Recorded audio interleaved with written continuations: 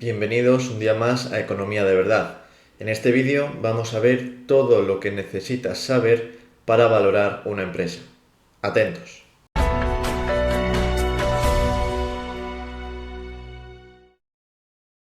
Bien, pues como decía, en este vídeo vamos a ver todo lo necesario para analizar una empresa, para encontrar el valor intrínseco o intentar calcular el valor intrínseco de una acción que cotice en bolsa. Vaya por delante que eso del valor intrínseco nunca lo vamos a conocer a ciencia cierta, siempre se nos va a escapar. Yo de hecho creo que la palabra precio objetivo es ilógica, es totalmente absurda. Ningún precio es objetivo, sino que los precios son subjetivos. En el mercado de bienes y servicios no se habla de precio objetivo y en el mercado financiero no se debería hablar de precio objetivo.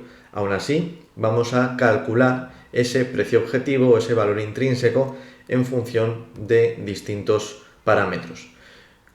Podemos comenzar por la siguiente pregunta, y es, si tuviésemos un árbol, si tuviésemos un manzano que da manzanas y luego esas manzanas las podemos vender, ¿cómo valoraríamos ese manzano? Bueno, pues una posibilidad es observar otros manzanos, concretamente manzanos que estén en venta, que tengan un valor de mercado, y con esos manzanos extrapolar ese valor de mercado al nuestro. Si hay un manzano que produce 200 manzanas al mes, entonces nosotros podemos calcular que si el nuestro produce 100 manzanas al mes, nuestro manzano puede valer la mitad que ese otro que produce 200. Este método es el método de los múltiplos bursátiles, que luego veremos más en profundidad. Pero también podemos hacer lo siguiente, podemos decir, bueno, yo las manzanas que genero con este manzano las vendo a X precio, asumo Y costes y me queda este remanente. Parte de ese remanente lo tengo que reinvertir para podar el manzano, para abonar el manzano, para cuidar el manzano de alguna manera, o lo tengo que reinvertir en otras actividades auxiliares a la venta de esas manzanas, o lo tengo que destinar a cualquier fin que me permita seguir con esa actividad viva. Y esa otra parte que no debo reinvertir, que no estoy obligado a reinvertir, bien la puedo disfrutar yo. Ese es el método del descuento de flujos de caja. Entonces lo que voy a hacer es calcular qué parte podré disfrutar yo, qué parte de esas ganancias, de esos rendimientos voy a poder disfrutar yo hoy, mañana, pasado mañana, al día siguiente, etc. Y todas esas cantidades descontarlas a una tasa de descuento apropiada, que luego veremos qué es esto, las descuento a esa tasa de descuento apropiada hasta el valor presente, hasta el valor que tendrían a día de hoy. Y así puedo saber cuánto vale mi manzano, no por comparación con otros manzanos que sí tengan un valor de mercado, que sí estén a la venta y tengan un precio observable, sino como una herramienta, como un objeto, como un bien que genera ciertas rentas, que genera rendimientos gracias a que produce fruta y esa fruta la llevo al mercado y la vendo. Bueno, pues vamos a comenzar con el método de los múltiplos bursátiles, que básicamente consiste en comparar una variable relativa a la valoración bursátil, por ejemplo, el precio por acción o la capitalización de mercado, con una variable del negocio fundamental, pues los beneficios, el EBITDA, el EBIT, las ventas, etc. Y los más frecuentes son los siguientes. Hay un múltiplo que es el PER, que compara el precio con el beneficio por acción, el precio de la acción con el beneficio por acción, o alternativamente la capitalización de toda esa empresa en el mercado comparada con el beneficio neto total. Ese es el PER. Las veces que pagamos el beneficio actual cuando compramos una acción en el mercado. Luego también tenemos el Price to Free Cash Flow, el precio flujo de caja libre. Tiene la misma lógica que la anterior, solo que en lugar del beneficio estamos usando el flujo de caja libre. Aquí la diferencia entre beneficio y flujo de caja libre es que el beneficio es lo que nos llevamos, es la ganancia que tenemos según el criterio de devengo. Ese criterio de devengo se fija solo en los movimientos contables. Y luego por el flujo de caja libre es la ganancia que tenemos, pero no atendiendo al criterio de devengo, sino al criterio de caja. En el criterio de devengo nos importa cuándo se efectúa o no se efectúa un determinado hecho contable, o cuándo se inscribe o no se inscribe un determinado hecho contable. Sin embargo, en el criterio de caja, lo que nos importa es cuándo cobramos una determinada cantidad de dinero o cuando pagamos una determinada cantidad de dinero.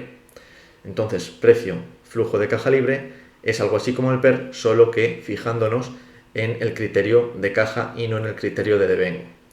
El precio respecto al valor en libros, el price to book value, consiste en comparar de igual manera el precio de la acción con el valor contable por acción. El valor contable de la empresa es el valor de patrimonio neto dentro de su balance de situación. Pues si ese patrimonio neto contable lo dividimos entre todo el número de acciones que tiene la empresa, eso nos da el patrimonio neto por acción o el valor en libros por acción. Comparándolo nuevamente con el precio, podemos ver si este es mayor, si es igual, si es menor y ver pues si en teoría la empresa está sobrevalorada o está infravalorada. En ninguno de estos casos, vaya por delante y lo apunto ya, en ninguno de estos casos existe una cifra mágica. Nunca puede ser que el PER deba ser mayor o menor que 20, o que 15, o que 10, o que cualquier otra cifra. O no tiene nada que ver que el precio respecto del valor en libros sea mayor, igual o menor que 1. No significa que si está por encima de 1 está sobrevalorado y si está por debajo está infravalorado, ni mucho menos. Simplemente lo que podemos hacer con esto es compararlo con otras empresas. Puede ser que el precio-valor en libros de una empresa, el precio-valor en libros óptimo o el justo, sea de 5 veces. Sin embargo, si está cotizando a 3 veces valor en libros, pues estará infravalorado.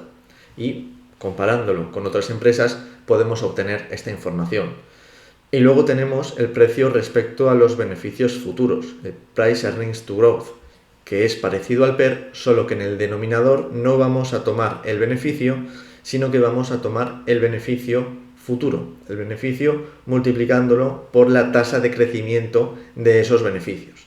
De tal manera que el PER, que es algo estático, al igual que la mayoría de múltiplos, le damos un poco de dinamismo, lo profundizamos hacia el futuro, para así también tener en cuenta cómo va a ser el beneficio dentro de X años para la empresa.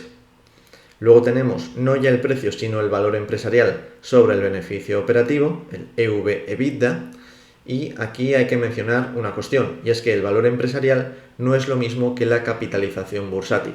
El valor empresarial o Enterprise Value, EV, que es como se suele denominar, es el valor de toda la empresa.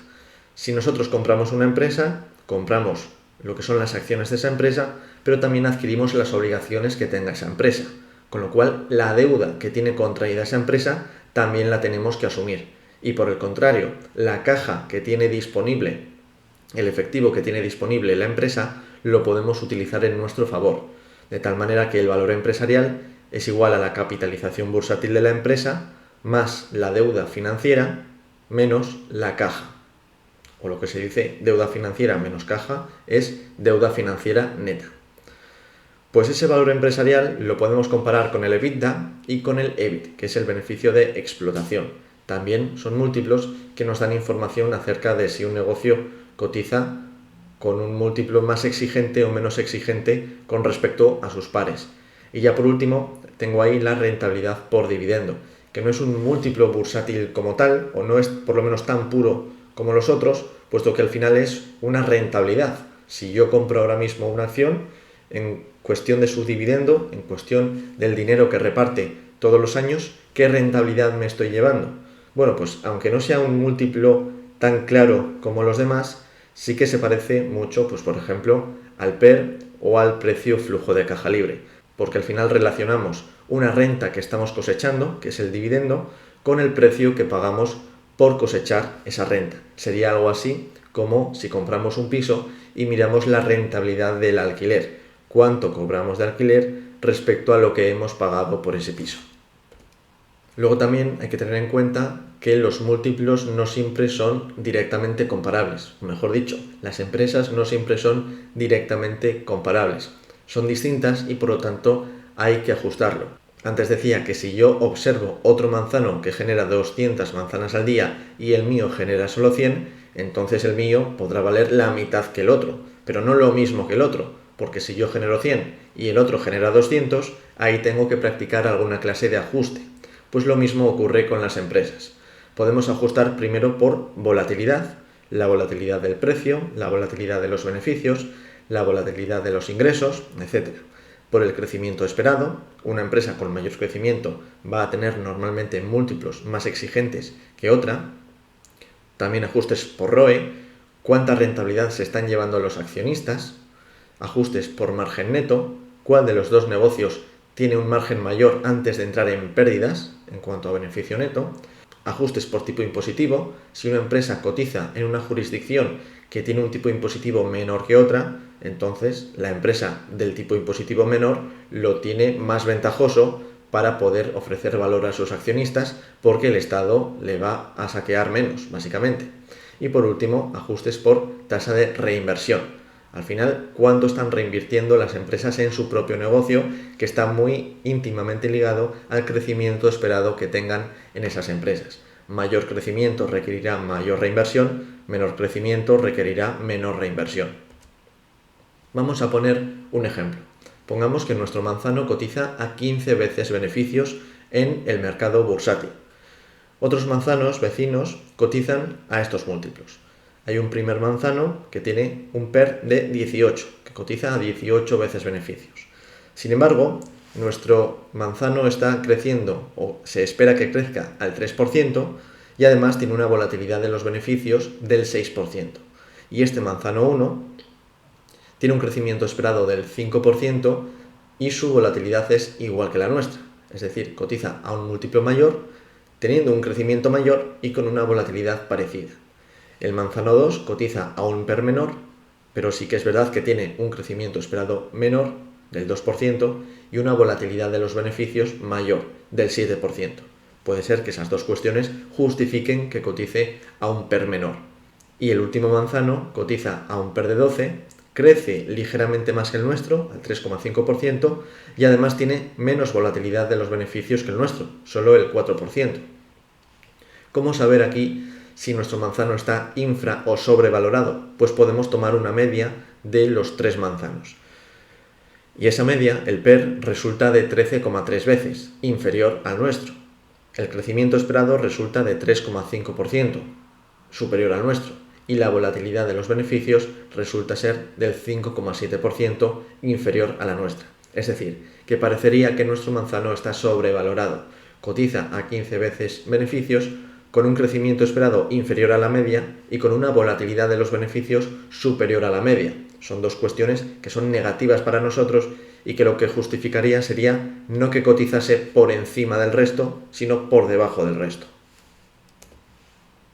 ¿Cuáles son, en definitiva, las ventajas de usar los múltiplos bursátiles en la valoración de empresas? Bueno, pues es simple. Como habéis visto, es algo demasiado simple incluso. Y rápido. La simpleza y la rapidez muchas veces van de la mano y para sacarnos de un apuro nos puede valer, pero simplemente para eso, para sacarnos de un apuro. Tampoco nos da mucha más información. Los ajustes que podemos hacer son de tipos muy variados y nunca vamos a poder recoger todo lo que el mercado está considerando en esos ajustes. Por lo tanto, aunque puede ser una buena aproximación, no debe ser la aproximación definitiva.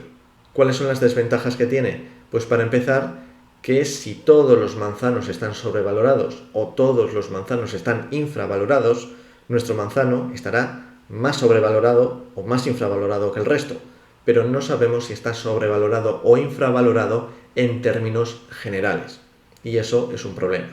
Además, puede haber múltiplos contradictorios.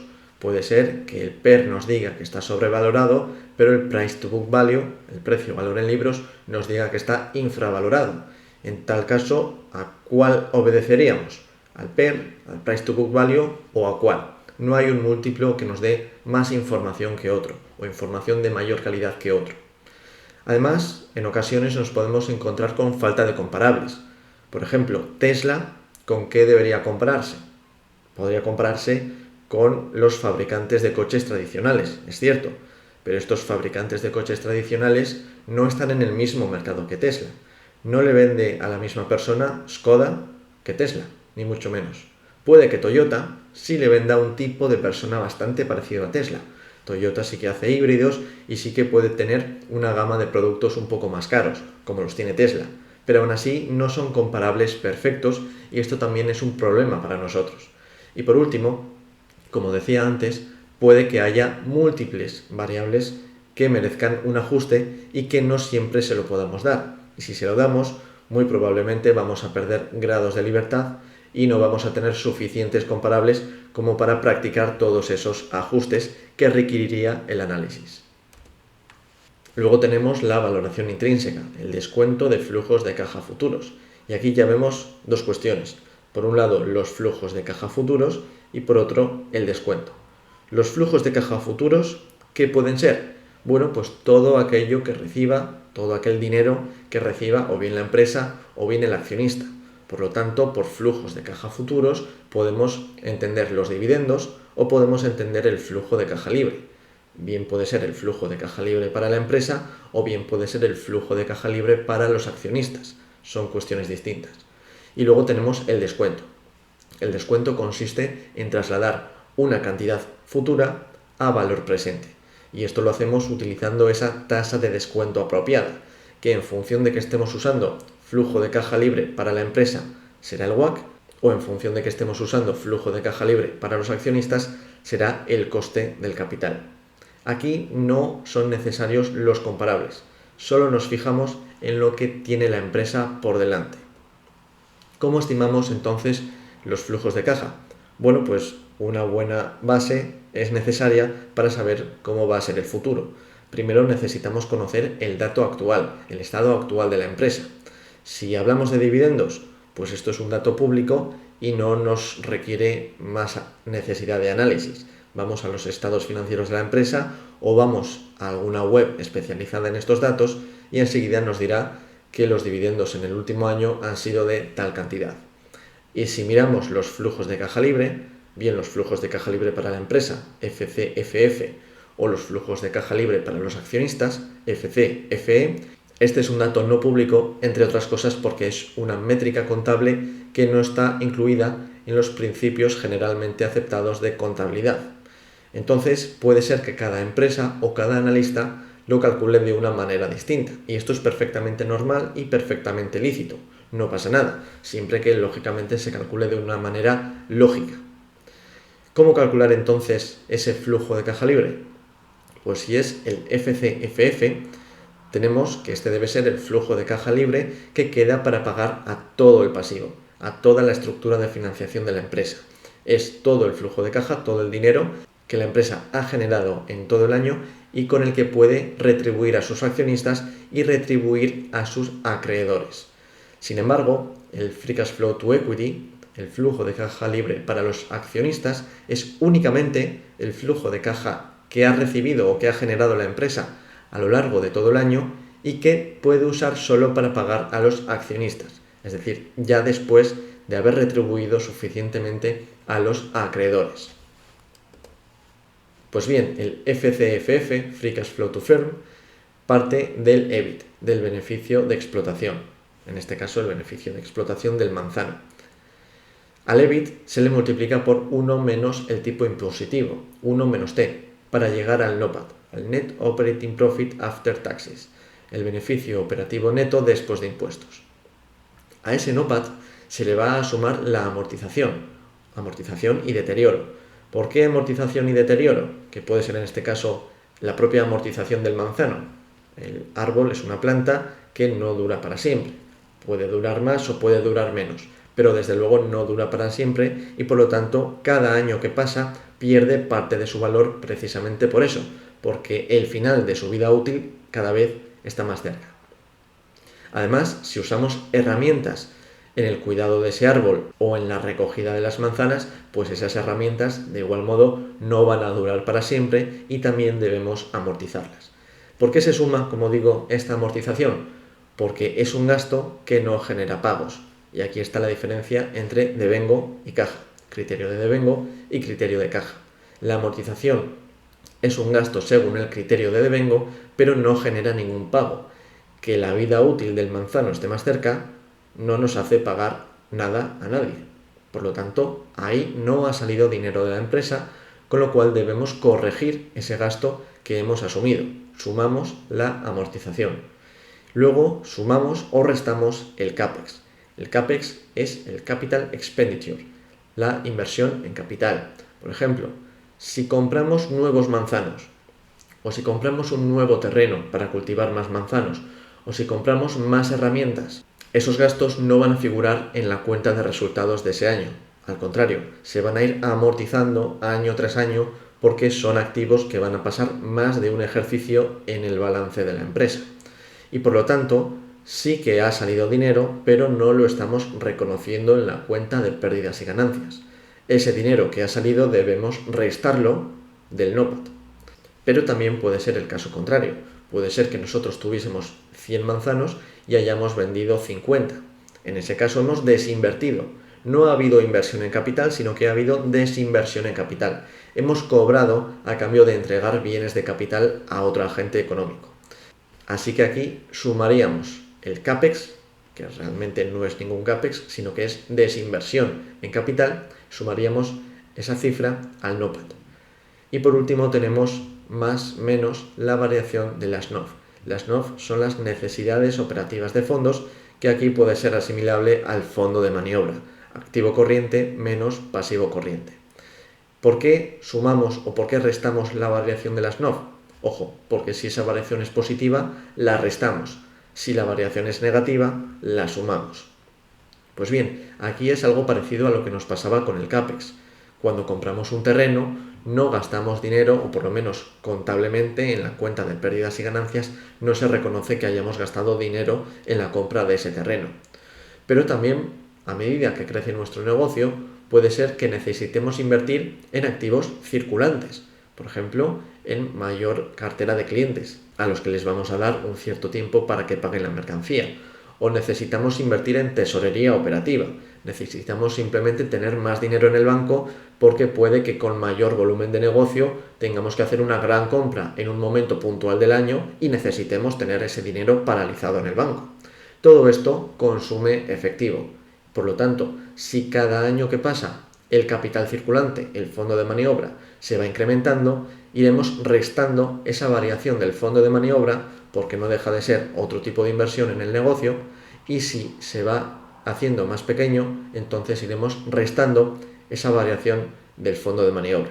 Con estos tres ajustes llegamos al flujo de caja libre para la empresa, al FCFF. Y este FCFF se descuenta al WACC. El WACC es el coste medio ponderado del capital, Weighted Average Cost of Capital. ¿Cómo se calcula entonces el WACC? Pues necesitamos dos cuestiones: el coste del capital, K sub E, coste del equity, y el coste de la deuda, K sub D. El coste del capital va a ser siempre superior al coste de la deuda. Al fin y al cabo, los accionistas asumen un mayor riesgo por su financiación empresarial y por lo tanto reciben una retribución mayor. Si no, todo el mundo se iría a financiar a empresas vía deuda. Si la deuda fuese más rentable y además menos arriesgada, entonces nadie pondría patrimonio neto, nadie pondría capital propio para levantar un negocio, y esto no tiene sentido. La E mayúscula que veis en la fórmula es la capitalización bursátil, es el valor de mercado de todo el equity, de todo el patrimonio neto que tiene la empresa. ¿Por qué el valor de mercado? Bueno, pues porque con el valor de mercado tenemos, por ejemplo, cálculos como la rentabilidad por dividendo. La rentabilidad por dividendo no se calcula con el valor contable del patrimonio, sino con el valor de mercado. Y esa es la rentabilidad que se recibe al comprar una empresa, al comprar una acción. Con lo cual es el valor de mercado lo que nos importa. Es al valor de mercado al que hay que aplicar el coste del capital, no al valor contable. Lo mismo con la deuda. Sin embargo, aunque es muy fácil ver la capitalización bursátil de una acción, de una empresa, no es tan fácil ver el valor de mercado de la deuda financiera que tiene esa empresa. Aquí hay que ver dos cosas. Primero, la deuda financiera. Excluimos de esa deuda toda la deuda espontánea o toda la deuda comercial o toda la deuda con las administraciones públicas. Por ejemplo, si tenemos pasivos por impuestos diferidos, entonces eso no entra dentro de esa D, no es deuda financiera. Pero si hemos emitido unos bonos a los que hay que pagar un cupón, entonces eso sí es deuda financiera. Y la segunda cuestión es que el valor de mercado de esa deuda financiera es complicado de conocer. Desde luego, si son bonos, sí que podemos observarlos directamente como observamos la capitalización bursátil. Pero si son préstamos con entidades bancarias, entonces no tenemos manera de conocer el valor de mercado de esa deuda financiera, con lo cual muchas veces simplemente se recurre al valor contable. Y esto finalmente se multiplica por 1 menos t. 1 menos t de nuevo porque los intereses son deducibles, así que tenemos en cuenta el impacto impositivo, el impacto deducible de esos intereses, de ese coste de la deuda externa. Eso respecto a los flujos de caja libres para la empresa. Si entramos en los flujos de caja libres para el accionista, esto es un poco distinto.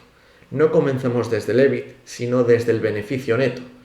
El beneficio neto, al fin y al cabo, es la cifra que queda para repartir entre los socios de la empresa. Pues bien, a este beneficio neto, de nuevo, se le suma la amortización por las mismas razones que hemos visto en el FCFF, se le suma o se le resta el CAPEX por las mismas razones, se le suma o se le resta la variación de las NOF por las mismas razones y además se le suma o se le resta la contratación, sumando, o devolución, restando de deuda.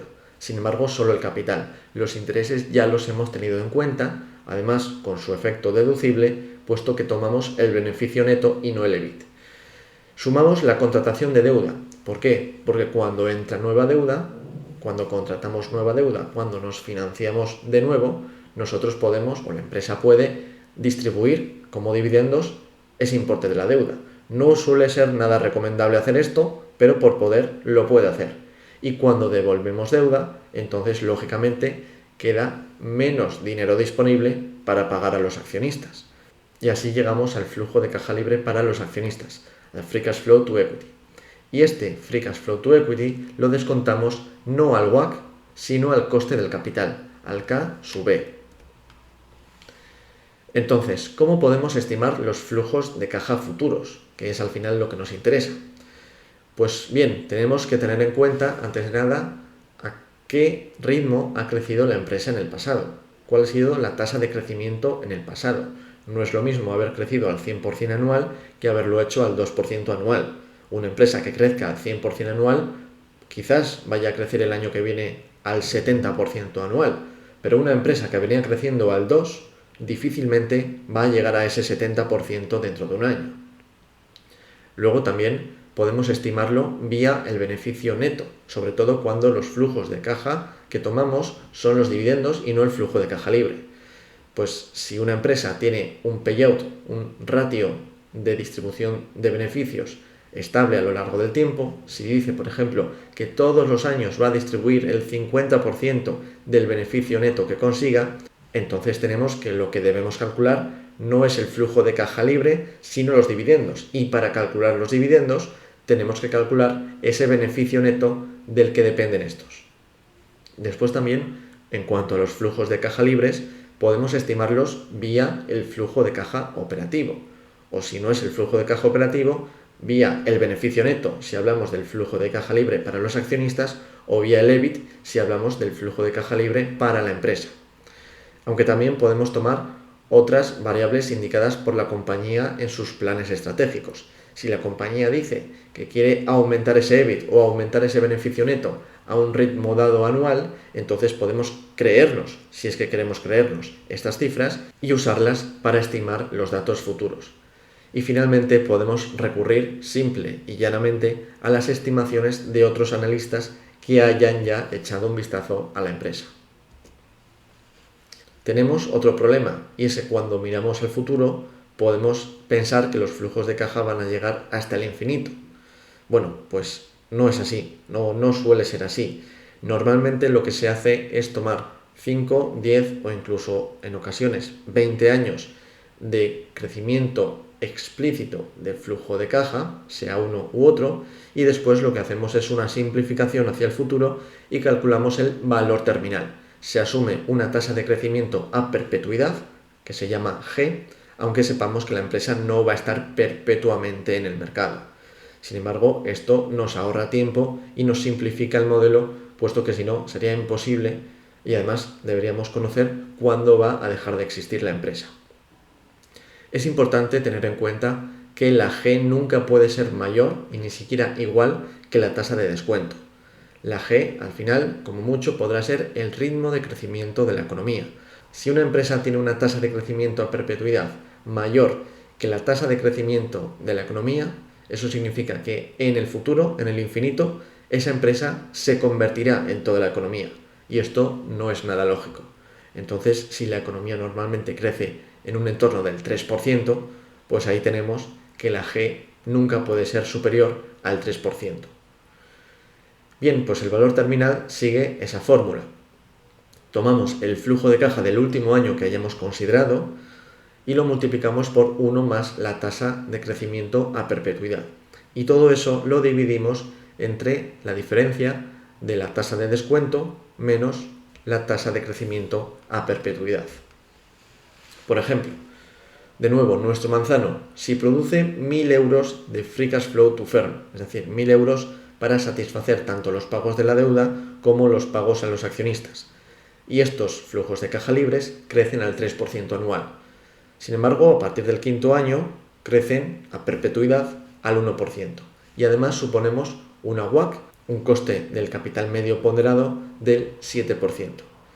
Bien, pues ahí tenemos que al año siguiente el flujo de caja libre ya no será de 1.000, sino de 1.030, un 3% más, y que irá creciendo a ese 3% hasta el año 5. Descontando estos valores al 7%, tenemos ese valor actual del flujo de caja libre para la empresa cada año. Y el valor terminal, a la derecha de todo, surge con la fórmula que acabamos de ver, que es a valor actual aproximadamente 13.900 euros. Pues si hacemos toda la suma de esos valores actuales en cada año, tenemos el valor actual total, que es lo que nos interesa. Y este manzano, junto a su deuda, valdría 18.380 euros aproximadamente. Este valor actual total es el enterprise value, el valor empresarial que hemos visto antes. Sin embargo, el valor empresarial no es el valor de capitalización, o no es el precio objetivo o el valor intrínseco que le deberíamos dar a la empresa. Para calcular ese valor intrínseco, debemos restar la deuda financiera neta. Si suponemos que hay 5.000 euros de un préstamo y que no tenemos nada en caja, pues entonces 18.380 menos 5.000 serán aproximadamente 13.380 euros de valor del patrimonio neto del manzano. ¿Cuáles son las ventajas de esta valoración intrínseca? Pues primero de todo, que es más purista. Nos calcula el valor intrínseco de la compañía de una manera más correcta, más estrictamente correcta. Y además permite considerar otros parámetros, pues por ejemplo que tenga un crecimiento irregular o que haya endeudamientos distintos. Todo esto va a afectar a las variables del modelo y por lo tanto va a acabar afectando al valor empresarial y al valor del patrimonio neto de la empresa. Sin embargo, ¿qué desventajas nos encontramos aquí? Pues que es un método mucho más complicado y mucho más laborioso que otros anteriores, que el de los múltiplos. Vemos que tenemos que estimar todos esos flujos de caja, que podemos tomar unos u otros, que la tasa de descuento también hay que estimarla, etcétera, etcétera. Y además, aunque lleguemos a un valor exacto, muchas veces podemos cegarnos con este valor exacto. Es mejor estar más o menos en lo correcto que exactamente en lo equivocado. Y el descuento de flujos de caja nos puede dejar exactamente en lo equivocado, sobre todo si nos hemos perdido algo importante en el modelo. Aparte, es un tipo de valoración no universal, y con esto me refiero a que hay distintos métodos para calcular el flujo de caja libre. Puede ser que un analista calcule el flujo de caja libre de una manera y otro lo calcule de otra muy distinta, y eso afectaría a los precios que digan estos analistas que debería estar cotizando la empresa. ¿Se puede mejorar el método de la valoración intrínseca, el método del descuento de flujos de caja? Pues sí, se puede mejorar y se puede incorporar la incertidumbre o la volatilidad o la variabilidad de alguna variable con las simulaciones de Monte Carlo. Las simulaciones de Monte Carlo consiste en tomar distribuciones de probabilidad para distintos parámetros que usemos en el análisis para reflejar que esos parámetros pueden ser más bajos o más altos de lo esperado. Y así pasamos de un precio único a una distribución de precios objetivo, a una distribución de valores intrínsecos para una misma empresa. ¿Cómo se hace esto? Bueno, pues el primer paso es construir distribuciones para ciertos parámetros Por ejemplo, el crecimiento anual con una distribución normal con media 5% y desviación típica 2%. Antes habíamos considerado que el crecimiento de los flujos de caja del manzano era del 3%. Bueno, pues puede ser 3% de media, pero podemos incorporar una desviación típica del 1, del 2 o de lo que queramos. Después, segundo paso, simular una muestra suficiente de precios finales. Por ejemplo, 1000 simulaciones o 10.000 simulaciones de precios finales. Y último, mostrar y evaluar la distribución de precios objetivo. Y aquí tenemos un ejemplo de algo así. Esto está extraído de un análisis de Aswath Damodaran, el decano de la valoración de empresas, de Apple, en septiembre de 2018. Vemos a la izquierda de esa foto, de ese pantallazo, cómo los parámetros que Aswath Damodaran pone en forma de distribuciones de probabilidad son, primero, la tasa de crecimiento de las ventas, con una distribución homogénea entre 0 y 6% anual, un margen operativo en el quinto año de mínimo 20%, más probable 25%, también medio 25% y máximo del 30%, y por último una distribución del coste del capital, distribución normal, con una media del 8,2% y una desviación estándar del 0,40%. Pues en este caso, ahí veis toda la distribución de precios en azul que le daba a Damodaran esa simulación de descuento de flujos de caja de Apple. Como conclusiones, ¿qué podemos sacar de aquí? Pues que, primero, el precio objetivo depende del método que utilicemos, así que tan objetivo no será. Segundo, ese precio objetivo, ese valor intrínseco, puede variar con la nueva información disponible. No debemos grabar en piedra ningún valor intrínseco que calculemos porque el futuro se va creando. El futuro no está dado y nuestras previsiones pueden quedar por encima de lo realista o por debajo de lo realista. Así que siempre hay que ir corrigiendo el análisis que hayamos hecho. Tercero, que no hay un método superior a otro, no son mejores los flujos de caja para la empresa que los flujos de caja para el accionista, o los flujos de caja para el accionista que los dividendos, y siempre debemos ser agnósticos en este caso y estar dispuestos a usar cualquier método que pueda ser más adecuado para la situación que estemos valorando. Y por último, inevitablemente vamos a tener que dar proyecciones futuras y tomar hipótesis que deban ser razonables. Puedo decir que las ventas de una empresa van a crecer durante 10 años al 5%, pero no puedo decir que vayan a crecer durante 30 años al 100%, porque es una cifra lógicamente demasiado elevada que no se va a cumplir en ningún caso. Y hasta aquí el vídeo de hoy. Espero que lo hayáis disfrutado y que hayáis aprendido cómo valorar una empresa.